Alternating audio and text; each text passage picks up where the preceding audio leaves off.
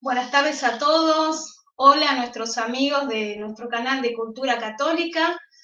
Aquí desde Mar del Plata, nuevamente en este día domingo, Día del Señor.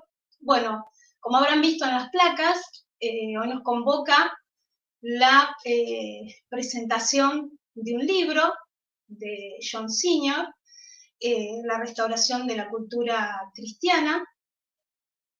Y nos acompaña el doctor Helguera, el doctor Roberto Helguera. Bueno, lo vamos a presentar, ¿sí? Él es argentino, está casado, tiene 7 hijos, es abogado, se especializa en la educación con el método socrático, en la enseñanza del trivium y del quadrivium, y en el diseño de currículas compatibles con la educación clásica en las artes liberales. Es católico practicante, amante de la buena liturgia y un estudioso de la educación clásica. Bueno, para aquellos que no, hasta que nos contactemos, para aquellos que no conocen al profesor John Singer, ¿sí? Vamos a estar abordando, ¿sí? Él tiene dos libros, ¿sí? 2 obras principales. Una es La muerte de la cultura cristiana, y el otro es La restauración de la cultura cristiana, es este. Ahí sí, ahí estamos volviendo. Es este, ¿sí? Bueno, acá lo tenemos al profesor, doctor. Cosas que pasan, cosas que pasan. Cosas que pasan, sí, sí, cosas que pasan. Es, Bueno. es el miedo que siempre me agarra a mí cuando hago estas cosas en vivo, es que justo pase eso, ¿no? Pero bueno, ¿qué vas a hacer? Bueno, un gusto. Gracias por haberse hecho este tiempo, ¿sí? En este Día de Familia y del Señor. Agradezco muchísimo este tiempo que todos sabemos que es tan valioso. Bueno, Sí, Roberto, como hablas, sí. un placer, Bueno. sobre todo para hablar de estos temas. Yo creo que el mismo John Singer hubiera estado contento de pasar un domingo hablando de estos temas. No del mismo, pero sí de los grandes temas. Así que, bueno, vamos a ello. Sí, veía que mostrabas un libro, son 2 los libros que él escribe, que se publican de él. En realidad son varios, Sí. pero él tiene 2 libros principales, por lo cual es conocido: La muerte de la cultura cristiana y La restauración de la cultura cristiana. En uno plantea el problema de la cultura, de la pérdida de la cultura cristiana, digamos, el problema, la corrupción en la cultura que vemos, o la falta de cultura, diría él directamente. Y en el otro libro, La restauración, es la fórmula o la solución a ese problema, ¿no? Así es, así es.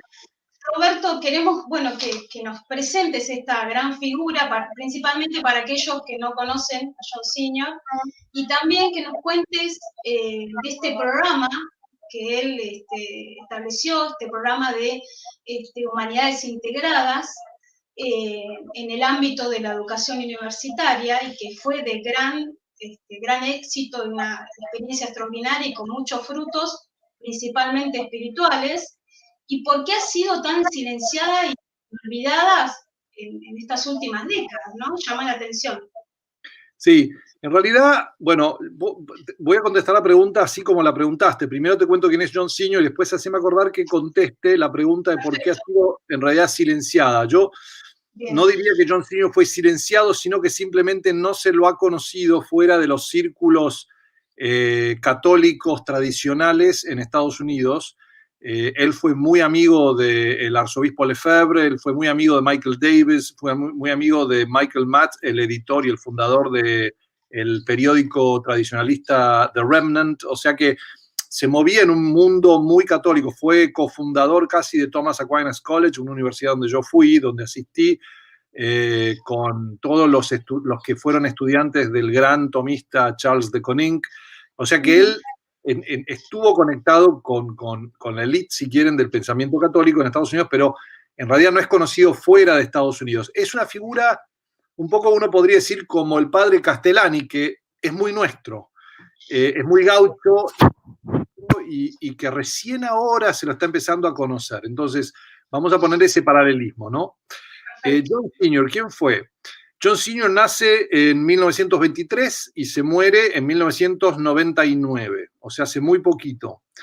Yo llegué a conocer varios de sus estudiantes, de hecho conozco varios de sus estudiantes, gente que lo conoció, y tuve la ocasión, tal vez, no recuerdo si lo vi en persona o no, porque en el momento yo estuve en Thomas Aquinas College, donde él visitaba asiduamente, pero no me enfoqué en su figura, porque era joven, y no sabía de su obra, excepto de palabra, ¿no? Pero es notable, él nace en Nueva York, pero es un hombre muy apegado, ya de joven, tiene un biógrafo, uno de sus estudiantes, que es un monje benedictino, Dom Francis Bethel, que está en el monasterio de Clear Creek, en Oklahoma. Ha escrito una biografía de él que se llama La restauración del realismo, que está en inglés solamente, por ahora no está traducida, pero pronto espero que los mismos que han traducido La restauración de la cultura católica se animen a traducirlo, porque es un libro seminal, yo creo, para lo que hay que hacer para arreglar la educación en general.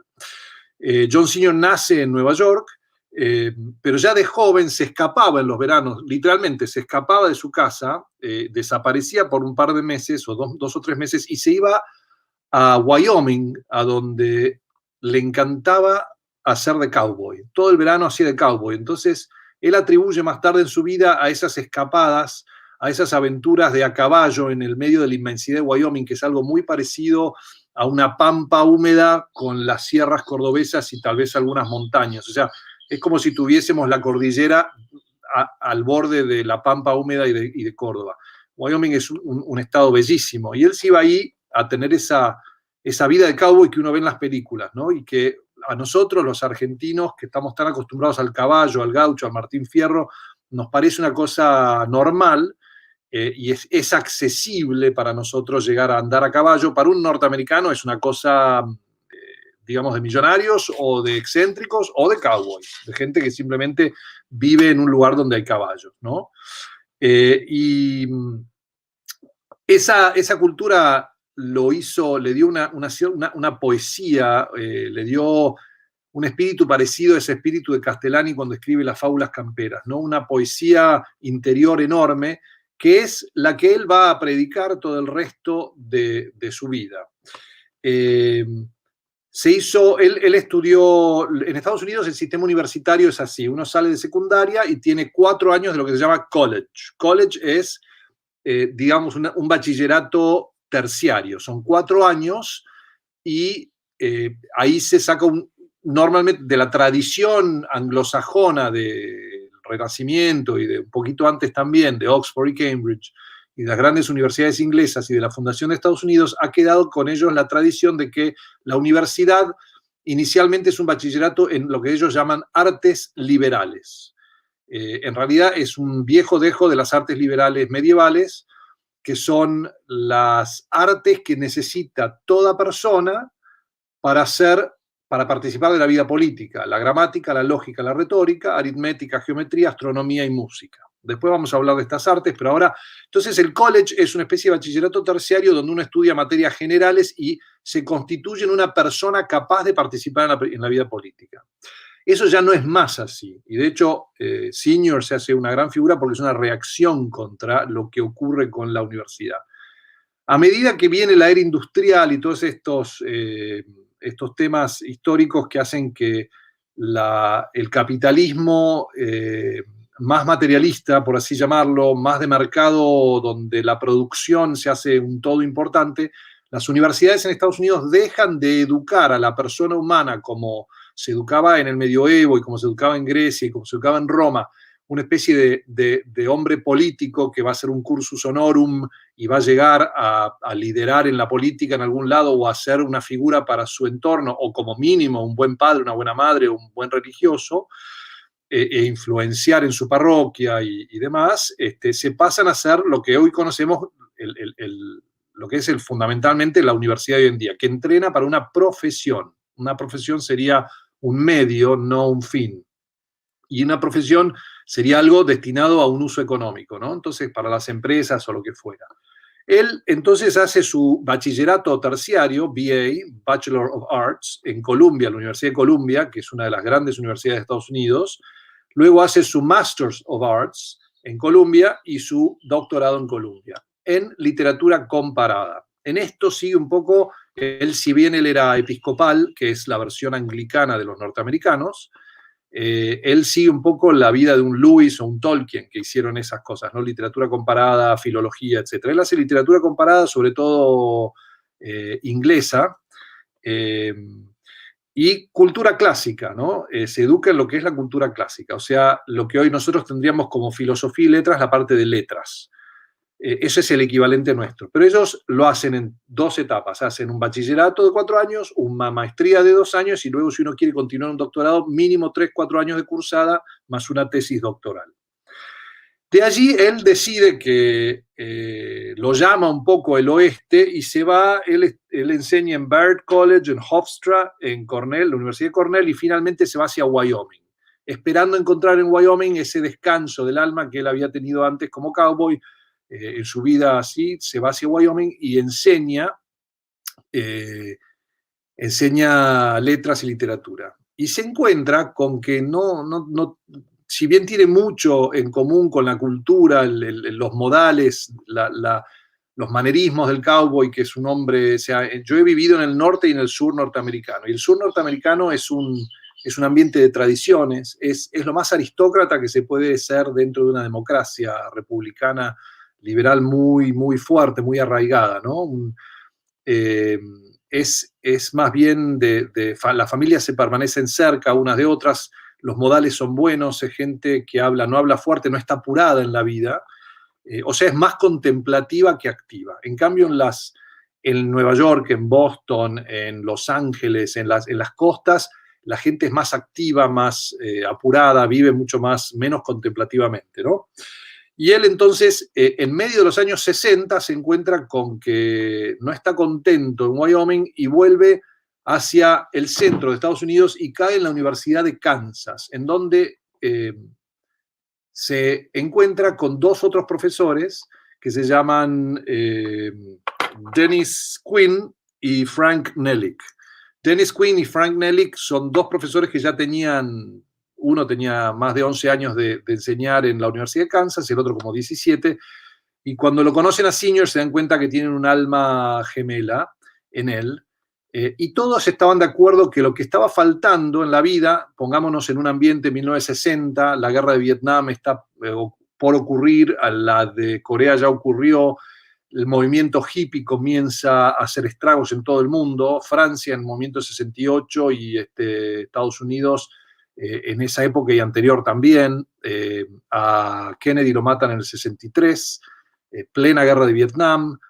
O sea que tenemos ahí en ese ambiente de jóvenes radicalizados que ya no toleran más si querés, el racionalismo pretendido de las universidades que secan el alma, y por eso surge ese movimiento hippie diciendo tiene que haber algo mejor, esto no es humano. Y las universidades norteamericanas, en pos de ese comercialismo bruto que tienen, habían llegado a ser universidades que tenían como lo que ellos llaman el método de cafetería, que era, uno llega, y yo esto lo he vivido, uno llega a la universidad y elige sus cursos. O sea, el que menos sabe, el estudiante, elige los cursos que quiere tomar. Hay una parte que es una parte de la currícula que es obligatoria, pero después se eligen un montón de cursos. Entonces uno va eligiendo cursos por créditos, por esto, por lo otro, y la verdad que se convierte en cualquier cosa, ¿no? En el medio de esto estaban las guerras, todo el tema ese que hace que el movimiento hippie haga que los estudiantes ya uno tiene totalmente contradictoria la cultura universitaria, donde se enseñaba, uno puede elegir un curso a la mañana de Darwin y el materialismo evolucionista, y 2 horas más tarde tomar un curso de religión comparada, donde uno ve el creacionismo y que no le importa nada, ¿no? Entonces, en esa contradicción interna, lo que se da cuenta Senior, Nellick y Quinn, se dan cuenta de que a los chicos les faltaba cultura. O sea, ¿qué es cultura? Cultura viene de cultivo. Y dice Senior, la palabra cultura es la misma que cultivo, y cultivo se aplica a las cosas que se arraigan en la tierra, ¿no? las cosas que vuelven a nuestros padres. Entonces es un cultivo que para él termina diciendo en la restauración de la cultura cristiana, es un cultivo de santos para nosotros los católicos o los cristianos. Para los otros tiene que ser como mínimo, la cultura tiene que estar arraigada en una patria, ¿no? El patriotismo verdadero. Y ahí, en medio de ese movimiento hippie antipatriótico, porque estaban en contra de la guerra de Vietnam y todo lo demás, sea que tuvieran razón o no, el sentimiento era antipatriótico. Quemaban banderas, etcétera. No creían en el gobierno. Y ahí ellos plantean un método radical de educar a los chicos. Se dan cuenta, Singer dice que cuando les da las primeras clases, se da cuenta que los chicos son incapaces de darse cuenta si algo es verdadero o es falso. Si algo, o sea, no saben nada. Él lo llama, han caído en lo que él llama la herejía perenne y necesitan la filosofía perenne para curarlos. La herejía perenne sería aquella postura ideológica o relativista que dice que nada puede ser conocido con certeza. Obviamente es una oración, esa misma sentencia es contradictoria en sí misma, porque si yo sé que nada puede ser conocido con certeza, estoy sabiendo algo ciertamente. Pero bueno, era aquel relativista que niega que algo puede ser o no ser al mismo tiempo, al mismo respecto, o sea, el principio de la no contradicción. Entonces él dice, esto no se cura con la razón. El problema es la razón acá. Entendiendo lo que decía Chesterton, que el loco es no aquel que ha perdido la razón, sino el que ha perdido todo menos la razón. Entonces, este racionalismo que está acá ahora planteado de una manera berreta, de una manera comercial, de una manera pro empresa, por así decirlo, sin que le importe el ciudadano, la política o la profundidad o la cultura, se convierte en una nada. Entonces, ellos dicen, vamos a curar esto con la belleza. ¿Qué hay que hacer? Volver a los clásicos. ¿Y cómo hay que volver a los clásicos? Ellos fundan tienen la suerte que la Universidad de Kansas hace dentro de la universidad un college. Un college es como una facultad, ¿no? Es igual que las facultades, los colleges dentro de Oxford o de Cambridge. Es un colegio dentro de un colegio, una facultad dentro de una universidad. Y ellos forman un college que se llama Pearson, porque estaba financiado por un señor Pearson, en donde es de cultura clásica. Simplemente lo llaman así. Como la Universidad de Kansas es una universidad pública, ellos no pueden enseñar la fe, siendo fe católica, cristiana, musulmana, judía, cualquiera. No pueden enseñar una fe porque hay una separación absoluta en Estados Unidos entre el Estado y la religión. Y entonces ellos hablan de cultura clásica. Esto es, vuelven al medioevo, a Grecia, a los romanos, a los grandes libros. Y ya en esa época, en los 60, empezaba a haber un movimiento de grandes libros, de Mortimer Adler, los que fundaron Thomas Aquinas College en el 69, siguiendo de la Universidad de Laval, venía el movimiento de todos los exalumnos de Charles de Koninck, la Universidad de St. John, en Maryland y demás, se presentaban como movimientos de artes liberales y de grandes libros. La diferencia es que Singer dice, es imposible encarar un gran libro si uno no tiene poesía en el alma, si uno no ha visto las estrellas, ha andado en un caballo, ha probado un buen vino, si uno no conoce la belleza, si uno no conoce lo bueno y lo bello, no lo ha experimentado, no va a poder asumir la lógica, la retórica, si uno quiere, y la gramática, pero se va a convertir en un monstruo, en aquella persona que es capaz de convencer hiperlógicamente. Bueno, de hecho eso fue Descartes. Descartes le pasó eso, era hiperinteligente, pero le erró en la parte poética, digamos, y al querer matematizar toda la realidad, Descartes tornó la realidad en un infierno en donde solo cuenta la categoría aristotélica de la cantidad y todo lo demás queda de lado. Toda la belleza queda por la borda, todo lo demás queda como subjetivo y abre las puertas a Kant, al idealismo, al nominalismo moderno, a toda la locura moderna que termina en estos estudios, esto que vemos hoy en las universidades. Sí. Y ellos, ¿qué hacían? Se juntaban los tres profesores, un gran libro, le decían a sus estudiantes, la primera clase fue de 40 alumnos, o menos, y la segunda clase ya fue de 140 alumnos y después eran como 200 alumnos que presenciaban a estos tres profesores hablar entre ellos de una gran obra clásica. Los estudiantes no podían tomar nota, no podían tener nada para tomar nota, tenían que escuchar. ¿Por qué escuchar? Porque ¿qué es lo que nos pasa en la modernidad? hemos perdido el don de la escucha. Nosotros hablamos, nosotros decimos, pero no escuchamos. O sea, hemos perdido lo que los griegos decían que era la escucha, que es escuchar el sonido, la música, la inspiración de las musas sobre la realidad. Entonces estos profesores, sin una planificación previa y sin notas, hablaban cada uno desde su experiencia de una manera integrada, por eso se llama también Integrated Humanities Program, porque el fin era hacer seres humanos, por eso era humanizar, no conocer. Ellos no enseñaban para saber, por ejemplo, quién era Homero y de qué año fue y qué sé yo, sino simplemente gocemos de Homero, leamos la Ilíada, la Odisea, y veamos cómo eran los griegos. Y hablemos entre nosotros y discutámoslo desde cada uno de nuestra perspectiva, nuestro conocimiento y de nuestra fe también, porque ellos obviamente esa parte no la podían dejar de lado, pero ellos no mencionaban la fe, simplemente lo que hacían era hablar como quien escuche a Tolkien hablar de literatura, lo va a escuchar con una completa y total y diferente profundidad que como quien me escucha a mí hablar de literatura. Entonces, lo que hacían era discutir esto durante 1 hora y 20, luego los alumnos tenían otras clases que eran de retórica, clases ellos podían leer o otras cosas, tenían clases de latín y demás, y después también cada tanto los sacaban, iban a mirar las estrellas, otros alumnos ya más experimentados que ellos les explicaban las constelaciones y los mitos griegos que se aplicaban a esas constelaciones y los nombres. Después tomaban buen vino, probaban buen queso, salían a la montaña a caminar o a donde fuese. Bueno, en Kansas no hay montañas, hay una llanura, pero salían a andar a caballo. Hacían viajes a Europa una vez al año los que podían, y ahí visitaban los lugares in situ donde habían ocurrido estos grandes textos, estas grandes discusiones, volvían a tener esas cosas, memorizaban poesías, las recitaban, y eso fue forjando en el alma de estos alumnos, le fue matando el escepticismo y el racionalismo y le fue dando una capacidad de comprender el misterio. Porque cuando vos comprendés el misterio, como decían ellos, se trataba más de aprender a leer y comprender estos textos que de escribir, ¿no? No había que enseñarles a escribir, sino a comprender. Pero cuando vos lees a Homero o a los grandes textos antiguos, no podés leer, como la Biblia, no lo podés leer simplemente como una gramática. Tenés que leerlos con el lenguaje profético, con el lenguaje mítico, con el lenguaje simbólico, con el lenguaje poético.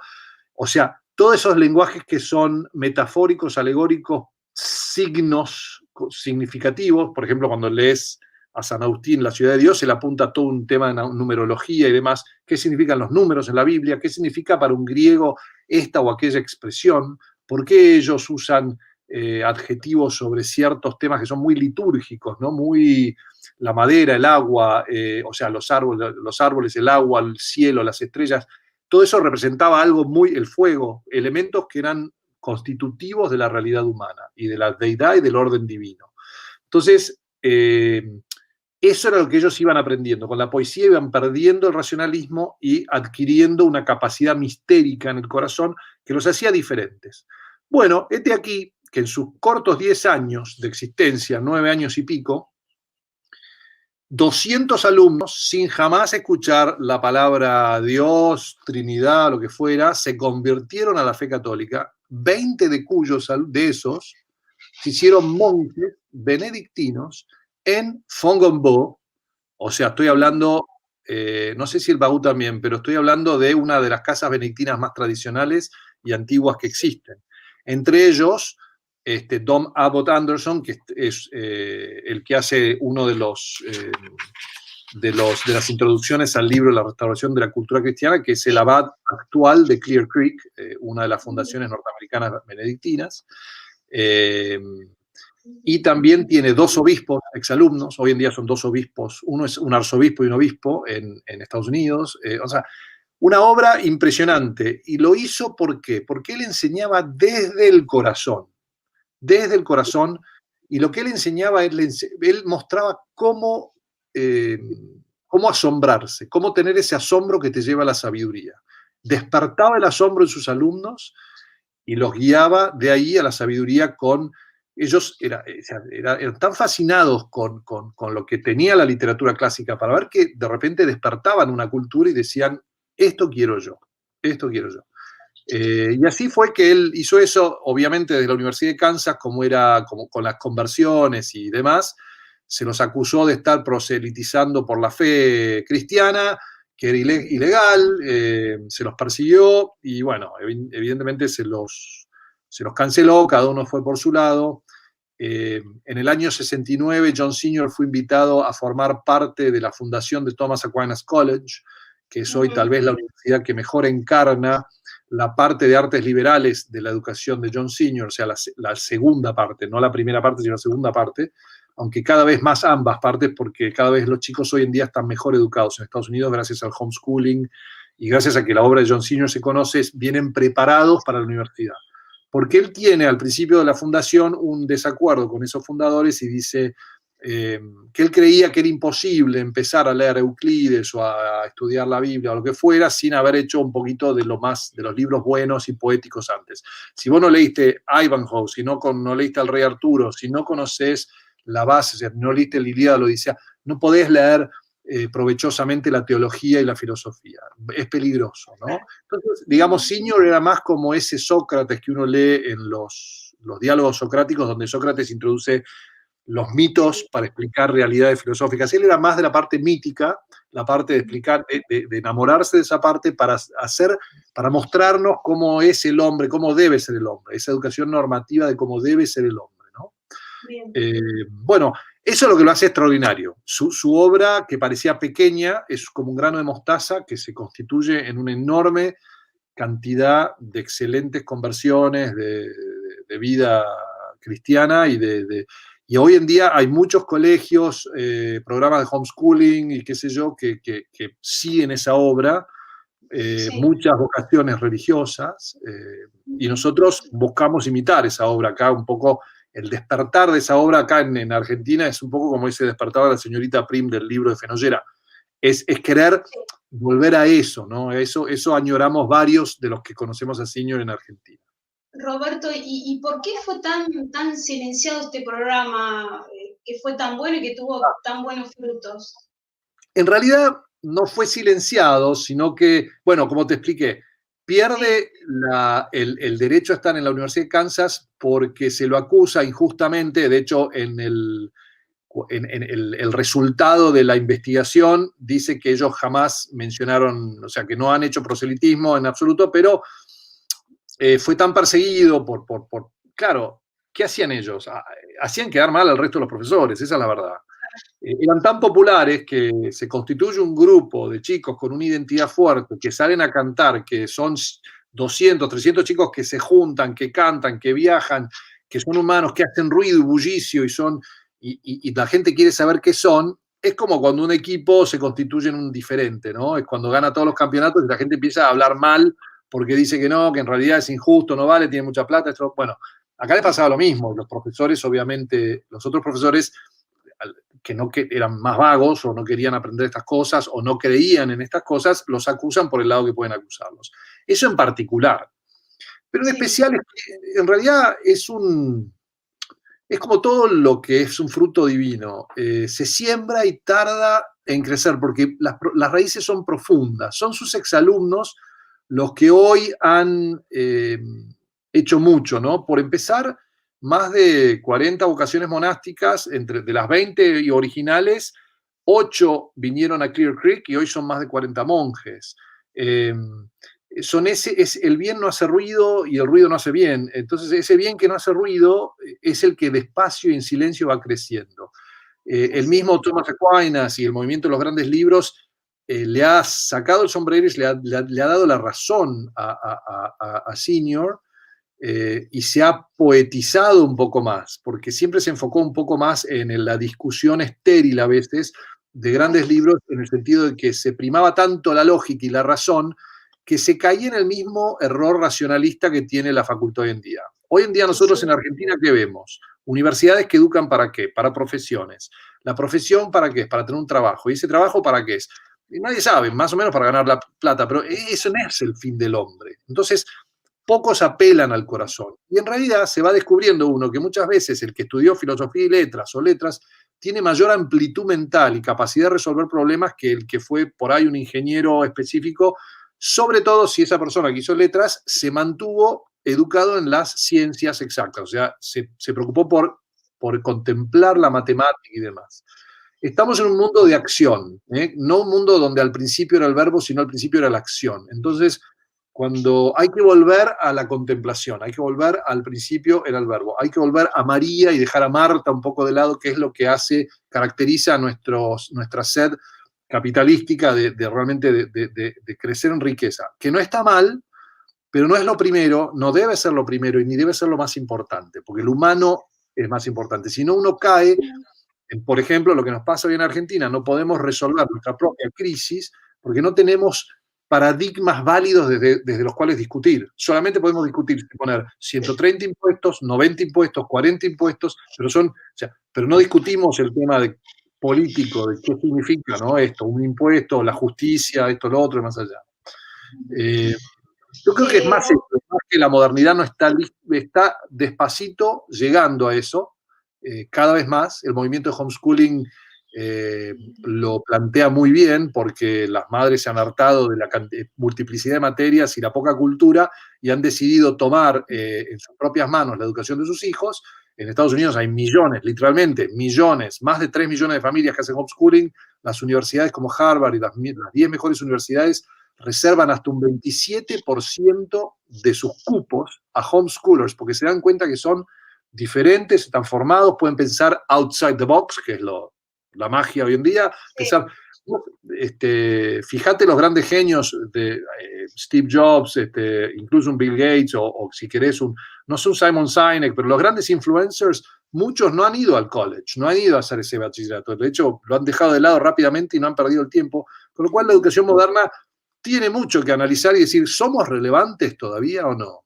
¿Somos relevantes o no? Y yo creo que no, yo creo que les cuesta entender en qué época estamos.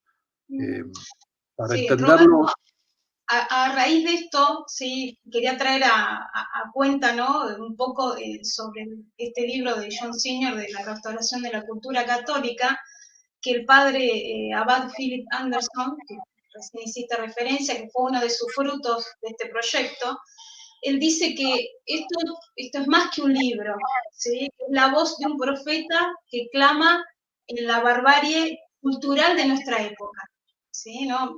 Realmente como que refleja esto que estás describiendo vos, ¿no? Sí, es así, es así.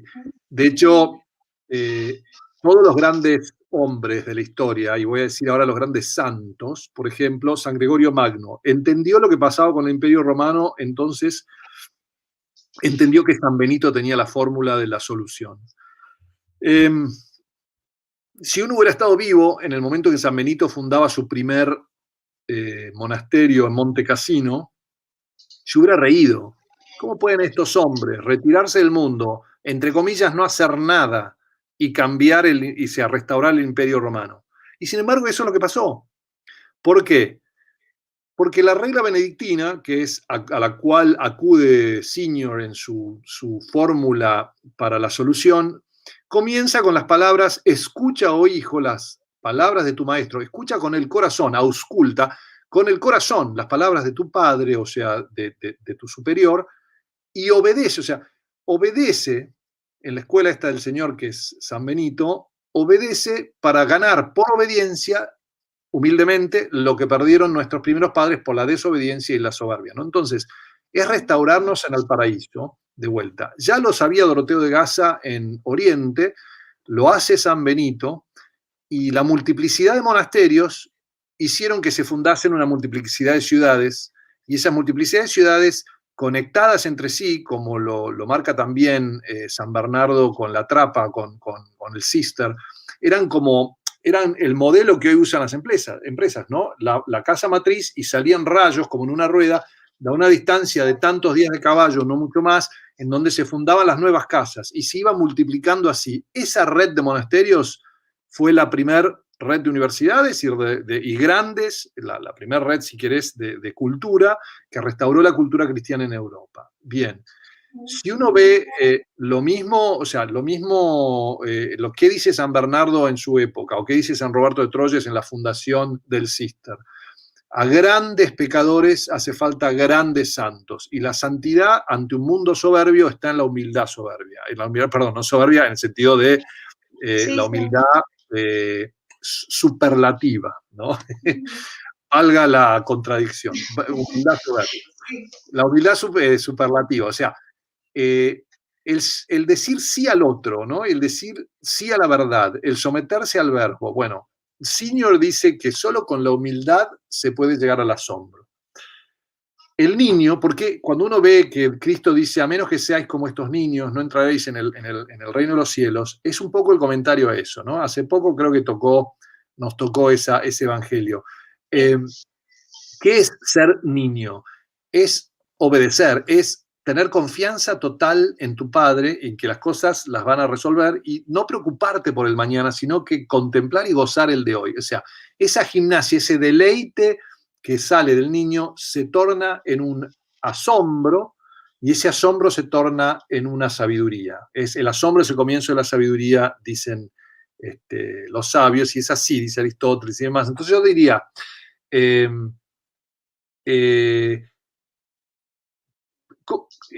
un poco un profeta porque le está diciendo al mundo moderno, has perdido el deleite en todo, por eso buscas una multiplicidad de cosas que te llenen. Has perdido el asombro porque tu racionalismo te ha llevado a querer resolver todo con tecnología y maquinaria. No hay sorpresas, no hay Dios.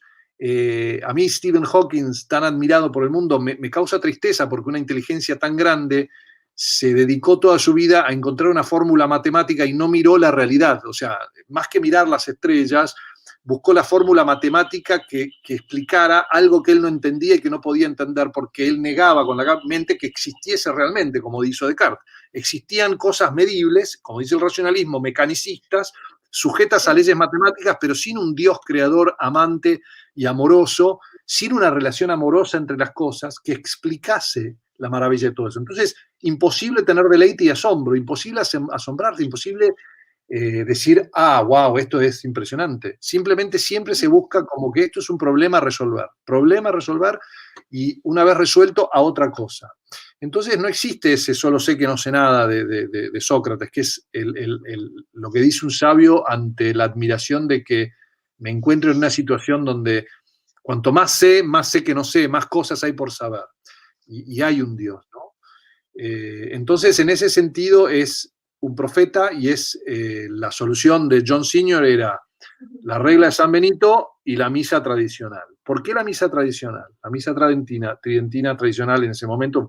Porque él vive durante los primeros años después del Concilio Vaticano II, donde en Estados Unidos se hicieron una enormidad de abusos litúrgicos, en donde llegaron a cosas muy ridículas y donde se mató la fe y se perdieron muchas vocaciones, con enormes abusos litúrgicos que eran experimentos en psicología y psiquiatría y falta de cultura, y se protestantizó un poco, por así decirlo, en el sentido calvinista, más que luterano, en el sentido de que se negaba la importancia de los sentidos para la belleza, para que el hombre aprendiese. O sea, se clamaba ese racionalismo de que yo puedo estar en una caja de zapatos arquitectónicamente, o sea, de paredes blancas, abrir la Biblia y sorprenderme de lo que dice. Y no, el hombre necesita el olor a incienso, las imágenes, la vela, los símbolos, los signos, el movimiento coreografiado de una misa, de una liturgia, porque eso fue siempre el hombre. El sacerdocio siempre fue así, el sacrificio era misterioso, las palabras eran misteriosas en un idioma latino, griego o arameo o lo que uno quiera ponerlo, pero un idioma que no se modificaba con las modas modernas. Entonces, esa liturgia tradicional para Signor representaba un ancla con todas esas grandes literaturas y grandes ideas y grandes hombres que él no solo no los estudiaba tanto con quienes conversaba. Esa era lo que uno recibía de la patria potestad, eso era lo que recibíamos de nuestros padres, ¿no? Entonces él un poco hace esa fórmula, por eso dice ahí en la Restauración, todo lo que hace el hombre lo hace para la misa. En un punto dice, al principio, capítulo 1, me parece que se explaya en la introducción al prólogo a la regla benedictina y dice, cuando el hombre aprende a tallar para poder tallar un altar. Cuando aprende orfebrería, lo hace para hacer cálices. Cuando aprende a hacer un pan, lo hace para hacer hostias. Y así, así, así, así, ¿no? Todo lo que hace, cuando aprende a cantar es para cantarle a Dios, para celebrar las cosas buenas que Dios ha hecho por el hombre. Que ni es ni más ni menos que es volver ese amor de alianza que tan bien habla Scott Hahn de volver a hablar con Dios, a unirnos con Dios, ¿no es cierto? Sí. Roberto, ¿y por qué pensás vos que ahora tiene, digamos, cada vez más vigencia la figura de John Senior? Y a su vez, ¿qué nos podría decir hoy él, acá para nuestra realidad argentina? Él algunos consejos da dentro de este libro para aquellos que no lo leyeron, bueno, los invitamos a que lo lean, pero él da algunos consejos, ¿no? Para la restauración de la cultura cristiana. Sí. El primer consejo que da, que es buenísimo, es vendan la televisión y compren un piano. O sea, tiren la televisión por la ventana, ¿no? Ahórrense plata en tecnología y compren más instrumentos, digamos. Fíjate que nosotros hoy somos una gran audiencia de música hecha por otros, y música electrónica en el sentido no del ritmo electrónico, sino emitida por la electricidad, por la electrónica, por las ondas. No está mal, pero mejor es que escuchemos música hecha en el living de nuestra casa por nuestros hijos, que toquen cada uno un violín, una viola, un cello, etcétera. O sea, que la música, la gran música, se toque en nuestra casa, se experimente en persona, que cantemos en coro, ¿no? Que aprendamos a cantar. O sea, John Senior nos diría hoy a Argentina varias cosas. Yo creo que en Argentina nosotros tenemos una gran ventaja. Así como hay una gran ventaja en el sentido de que cuando vos tenés un lío económico, te impide que las grandes empresas se arraiguen y se hagan demasiado grandes, y vos al buscar una salida creativa al lío económico con el cual lo podés cumplir, es más conducente a armar una pyme y decir, bueno, pongo un puestito, pongo un kiosco, pongo algo para ganarme la vida, para sobrevivir, para comer. Y en ese sentido, hay algo bueno en eso, en ese distributismo chestertoniano que se arma, que es que hay muchas empresas pequeñas o que los dueños de familia, las familias son dueñas de algo. En ese mismo sentido, culturalmente nosotros somos más abiertos a la vida de campo, a la vida de a conocer, o sea, estamos más cercanos al campo, las estrellas y a la falta de electricidad, por así decir, que en Estados Unidos, donde todo está pavimentado, resuelto y estructurado y demás. Tiene sus pros y sus contras, pero yo creo que John Senior diría, aprovechen eso. Que en las escuelas yo diría, lo primero que tiene que haber es un cambio hacia hacer más huertas, tener más, como la escuela agronómica, donde vos tenés más contacto con las cosas agrícolas. Si estás en Mendoza, salir a la montaña para aprender geología, que tu programa de química sea con la vitivicultura, o sea, que sea vitivinícola, que sea el proceso de la uva, del aceite de oliva, de las cosas que me rodean, que los programas de ciencias tengan más que ver con lo que me rodea y que comiencen con lo que yo experimento. Yo no puedo hablar de biología o botánica si no he salido a ver, gustar, tocar, a distinguir, a cocinar, a hacer lo que fuese, con las cosas que me rodean, la naturaleza, ¿no? Eso es uno, o sea, una vuelta al realismo sería, el contacto con el realismo tiene mucho que ver con la agricultura, tiene mucho que ver con el contacto con la tierra. Dos, nos diría que usemos, que restauremos nuestra cultura patriótica, ¿no? Que salgamos, nosotros hemos sido grandes imitadores de la modernidad y nos hemos olvidado de nuestra cultura hispana, de nuestra tradición hispánica, de nuestra tradición y contacto con Europa. Y es una lástima eso, ¿no? Muchas veces nos quedamos simplemente en el folclore, que está buenísimo, y eso es algo que él diría que hagamos también, que los chicos aprendan muchas canciones folclóricas, que aprendan a tocar la guitarra y que aprendan a cantar y a bailar, mucho baile. Él les hacía bailar a sus estudiantes, ¿no? Que los estudiantes bailen, aprendan a bailar la samba, el chamamé, todas las grandes bailes tradicionales nuestros, así como también el minué y el vals que se estudie el ballet, que se estudien, bueno, en lo gimnástico él tomaba el salir a la montaña, el salir a caminar, pero también en lo gimnástico yo creo que, no sé, artes marciales o cosas que los griegos, la gimnástica griega eran las artes marciales de ellos, nosotros también podíamos tener. Y después una vuelta a las musas, por ejemplo, allí en Mar del Plata, aquí en Buenos Aires, todo lo que sea cultural, ir al teatro, ir a experimentar un buen ballet, una buena filarmónica, ir a escuchar en primera persona y a ver los grandes performers, los grandes autores o actores de esta tradición cultural tan rica que tenemos, ¿no? Sí. Eso por un lado, ¿no? Eso yo creo que es lo más importante. Y después, en cierta medida, tenemos amigos en Bariloche, San Martín de los Andes, y yo envidio en ese sentido eso. Sí. Y después yo le diría a los colegios que se reformen, bajando la cantidad de alumnos, leyendo más, basándose más en los clásicos, o sea, bajando los alumnos por aula, leyendo y discutiendo los clásicos, que los profesores se formen más, que lean más esos clásicos también, y que también experimenten la vida, que tengan esa capacidad de poder transmitir al otro el sentido por la belleza sobre todo, principalmente en esta época. De la belleza creo que viene el bien, y de la belleza y el bien se empieza a hacer ejercitar el descubrir la verdad, ¿no? Eso nos hace más humanos, más humanos. El primero que dejaría es Twitter de lado, me parece violentísimo Twitter, por ejemplo.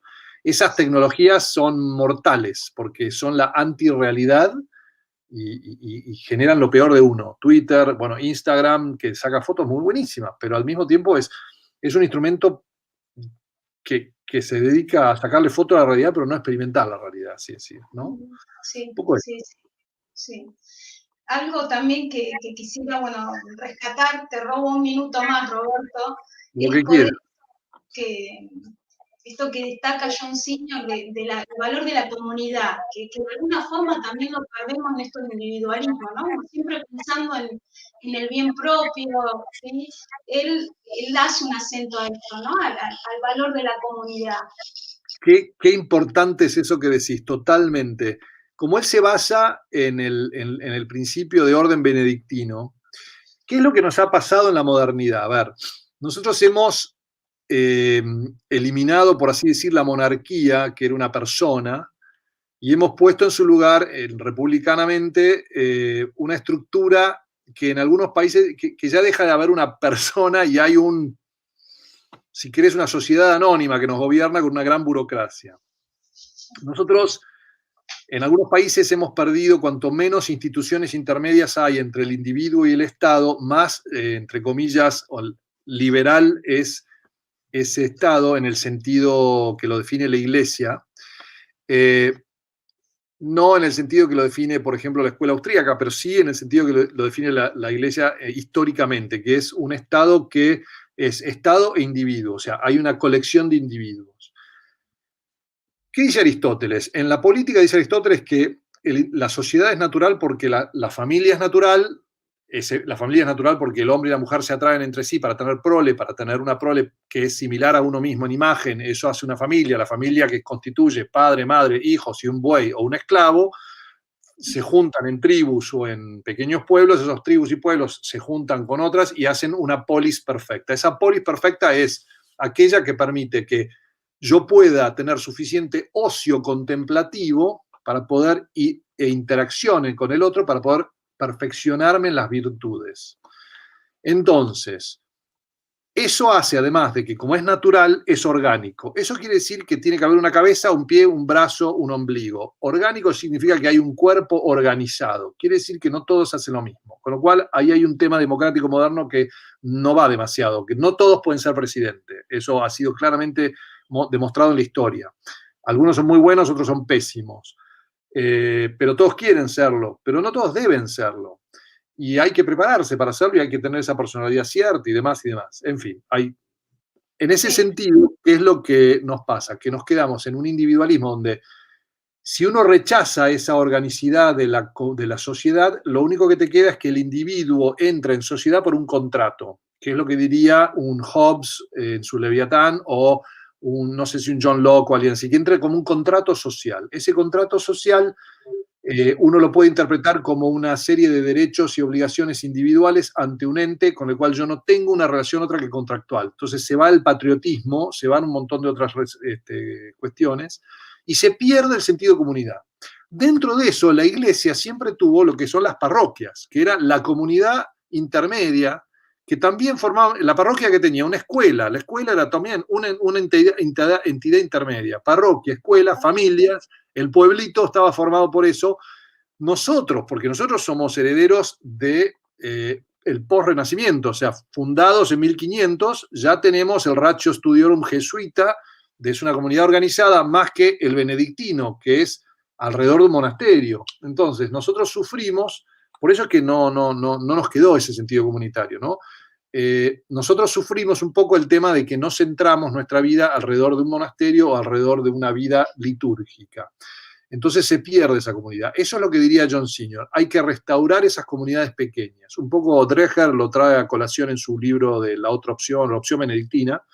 Hay que interpretarlo, al libro de Rob Dreher, tiene sus temas, pero parece que está bueno, yo no lo he leído, pero no hay que interpretarlo como una huida de la realidad, de la modernidad. No hay que huir de la ciudad, hay que aprender a formar comunidad, a vivir comunitariamente, o sea, en contacto con los abuelos, con los padres, con los hijos, en relación familiar con una familia extendida, más como hacen los libaneses o como hacen los pueblos orientales tienen mucho más, o los armenios, que son, entre ellos hay toda una gran comunidad que se ayuda, los judíos, una gran comunidad que se ayuda entre sí. Bueno, hay que empezar a hacer mucho más eso. Vivir alrededor de la parroquia tiene que ser un lugar de unión, de donde se juntan las familias, y donde de ahí surgen las uniones naturales entre los varones, mujeres y demás que van formando familias, que van formando familias y fundan otros pueblos. Solo así se pueden fundar pueblos. Nosotros adolecemos, desgraciadamente nos faltan monasterios. Argentina necesita muchísimos monasterios. Para mí, para descentralizarnos de Buenos Aires y para crear pueblos. Fíjate que los menonitas tienen una comunidad en La Pampa muy exitosa, o allá, sí, por allá en La Pampa creo que es. Bueno, ellos viven en sentido verdadero de la comunidad, aunque no son católicos y tienen todo tipo de otro, uno puede objetarlos de otro lado, pero está bueno lo que hacen. Y yo creo que John Senior diría, eso es más genuino en cierto sentido que el hombre moderno, el clásico porteño moderno que camina por la calle y se desentiende de los demás. La madre Calcuta decía que había más pobreza en Nueva York que en India, porque en Nueva York la gente era muy rica materialmente, pero estaba sola. Ojo que no nos pase eso. A mí me encanta Buenos Aires porque uno camina las veredas. Yo lo que más extraño en toda esta pandemia es el tema de que han cerrado los cafés, han cerrado los restaurantes, nos han matado lo que nos humaniza. Eso es gravísimo, pero gravísimo, gravísimo, gravísimo. Mucho más grave incluso que lo económico, porque el deshumanizarte ha generado que la gente se abuchona y se dedique a espiar al vecino, a decir que hizo mal, es orwelliano, ¿no? Es la anticomunidad, es el individualismo llevado al máximo, irónicamente, para cuidar al otro, irónicamente. Por eso digo que eso es lo que diría el Senior, yo creo, ¿no? Es alguien que vale la pena no solo leer, sino meditar una y otra vez. Él, la regla benedictina, y después simplemente interesarse por leer los grandes clásicos, volver a los grandes clásicos, forzar a las editoriales a reeditar los grandes clásicos. Bien, Roberto, bueno, gracias. Por supuesto que te vamos a volver a invitar para que nos hables de artes liberales, de otros tantos temas, sí, bueno, que estamos escuchando, sí, en varios ahí entrevistas que te han hecho, pero bueno, creemos que sos la persona indicada para presentar a John Senior y bueno, divulgarlo, creemos que realmente es tan necesario. Quería que compartiéramos los dos con las personas que nos están escuchando y que nos van a escuchar un poco cómo arranca John Senior su libro, ¿sí? Quiero en este día convocar a quien él arranca hablando de esta persona, ¿sí? Él dice: Rosa mística, torre de David, torre de marfil, casa de oro, arca de la alianza, puerta del cielo, estrella de la mañana, ¿sí? Así es. A este elemento que bueno, que te proteja, que te bendiga abundantemente y le damos gracias por tu vida también y por el bien que estás haciendo. ¿Sí? Sí, gracias. Todo por la gracia de Dios, nada es propio, pero sí, totalmente. Así A la es. Virgen todo. A la Virgen todo, ¿sí?